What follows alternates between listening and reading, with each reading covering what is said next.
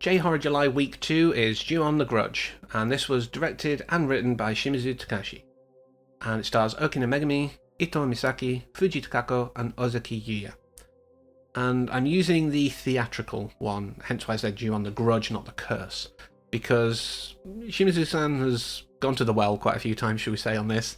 Some people have said to his detriment, maybe I'd agree, but that's not what this is for. So this is the theatrical release, it's what the American one was based upon, and in fact Shimizu-san directed that as well. And that's why, when I was watching this, so many scenes felt like super familiar, because I'd seen them so many times, but in different films, if that makes sense. I've seen the American one and this enough times that those scenes now are just in my head. So much stuff was, recreated so well. And there's a whole argument, subs v dubs and remakes, that kind of stuff, and I'm not going to go into it in too much detail, because I don't want to get the annoying people, sort of going, no, it's terrible. But I do think I've softened over the years, because I used to be hardcore, subs all the way, respect the original creator. But, with dubs, with remakes in, different languages, things like that, people who might have issues with cognitive load and would struggle to read the subtitles whilst also still paying attention to what's going on in the scene wouldn't be able to enjoy that piece of media. So if you remove the need to read, as it were, and they have it spoken in their native tongue, then they can enjoy the material. I do say, if you can, watch it in its original, respect that original vision and everything like that. But if you can't, it's fine. Use whatever you need to enjoy media. It's like accessibility in gaming. It doesn't mean that everyone has to have it on easy mode. It means that it's an option. Like I say, not going too much more into that. But this was one of those that, like I say, because I've seen the American one, because I've seen this, so much that I just could have turned my brain off and actually stopped paying attention to, and I wouldn't have missed anything. A lot of the casting in the American one, I'll talk more about it then, of course. I don't want to talk about the American one too much on this. But a lot of the casting works quite well. You can understand the correlation, especially Hirohashi-san. I could totally see as a Japanese Tenrei. It works so well.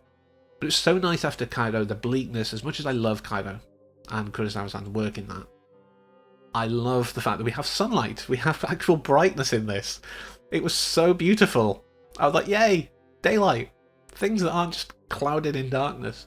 Yes, there are heavy things in this, but it's nice that we get those moments of light and people just enjoying themselves a bit more between the bad stuff. But once again, like a lot of J-horror, this doesn't rely on big jump scares with massive sounds. There are moments like that. There are jump scary moments of a sort, but they're not accompanied with this over-the-top sting sound that it's what triggers my anxiety. It's why I don't like jump scares. It's because of the sound accompaniment. So the fact that, we don't have this in J-horror is probably why I like J-horror quite a lot. And there's so much here that, like I say, it's so well done. Whether you think that, Shimizu keeps going back to the well and he's very repetitive or not, one of the things I really approve of and applaud is his use of camera. And, technically a director, that's their job, but some don't do it very well. But he will, move the camera quite a lot. There's very few static shots, and those static shots are purposeful. There's some directors who will literally be like, right, we're just going to put a camera there and just go. There are others who just move the camera for every tiny movement, and it gives you a bit of nausea. But what Shimizu-san does is he moves stuff around to keep you engaged in the scene, to make sure that you're moving from a thing that he wanted you to pay attention to another thing he wants you to pay attention to. And one of the things I really love that he does, that a few times I think in this happen, you'll have a close-up on someone's face and he'll move the camera around them. But there's nothing there. There is nothing in shot to give you that jump or whatever like that, or to go, oh, there's a thing over there. You're literally in the headspace of the person who's feeling unsafe, and therefore you're feeling unsafe. He's putting you into the same mindset, so that when the next scene happens and whatever might be revealed around the corner comes, you're already prepared for something. It's horror 101 in so many ways. It's so intrinsic to horror working. You need to tease the things so that when the horror thing happens, it's a payoff, and you understand why you felt that way. You justify it, and you feel that relief, and it's fun. When it's just jump scare, jump scare, jump scare, jump scare for no reason, that's when it's terrible. And like I say, most J-horror that I've seen doesn't seem to do that. But there's so much great here again, and it's it's replicated in the American, like the bed gag. The bed gag is one of my favourite moments in horror in general, because it reinforces that, yeah, okay, the house is very unsafe, but now you're part of it. You're tagged now, so nowhere's safe for you. We will get you, that kind of thing. And that's just absolutely terrifying. It's brilliant. And yeah, I love this film. One of the things I really appreciate that this does, and I think actually the remake does it more, is non-linear storytelling. I've said it so many times on so many videos. I love non-linear storytelling. And like I say, there's elements of it here, but it's mostly, it does kind of flow, I think, better than later adaptations. But one of the moments I really appreciated for this was Toyama and seeing his daughter as a teenager. Like when he's, he knows her as like his young child. She's still like in elementary school or whatever the equivalent is in Japan. I don't know what they call it, I'm sorry. But she's still quite young. And he sees her as a teenager in the house. And then we see her section. And we're like, oh no, this definitely is the same one, because we see the altar to him. And it's so amazing, like this whole idea of, and we see it in, the remake, we see it in the sequel as well, this whole idea of like things from the past can look back to the future, or things from the past can look forward to the future, and things from the future can look to the past. There's a weird time effect in the house, and with this spirit. But yeah, there's so much here that I really do love. I mean, again, a lot of stuff I kind of want to talk about, probably better to leave until the remake. The fact that, Mariko effectively, I think, has been converted from a friend into a boyfriend, and is mostly taken over by Doug.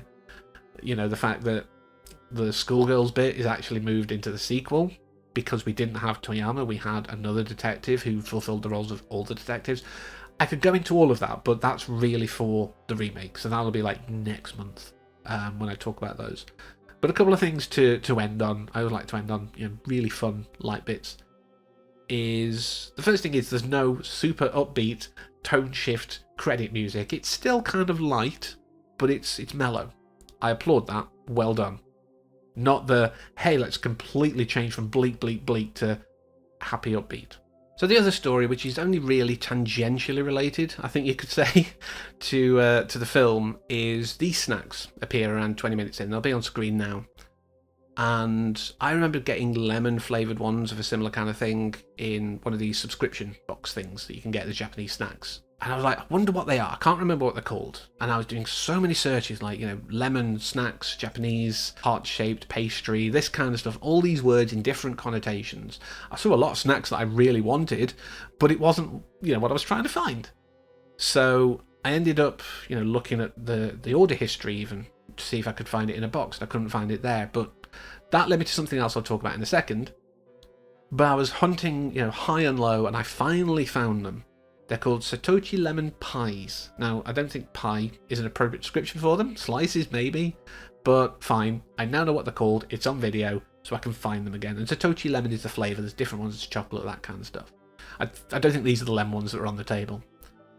But when I was looking at the snack box thing, I actually found that one of the boxes I didn't receive. I actually had a memory, like, I'm sure there was one. Because I pre-ordered 6. I've got like a subscription for 6. 5 have come through. 1 I don't recall ever getting. And like I say, the contents, I don't remember ever getting them. And I got in touch with the company and they're sending a new one out because that was in March. Even if it does come now, I don't trust it. So it's worked out in my favour. Randomly trying to find a snack in a film has made sure I got the box that I never got effectively. So yeah, ending on that story. So thank you very much for letting me talk about that. Next time we're going to be talking about something that was apparently meant as satire, but not many people got it. If you figured out what that is, well done. So until next time, as always, thank you for watching and take care.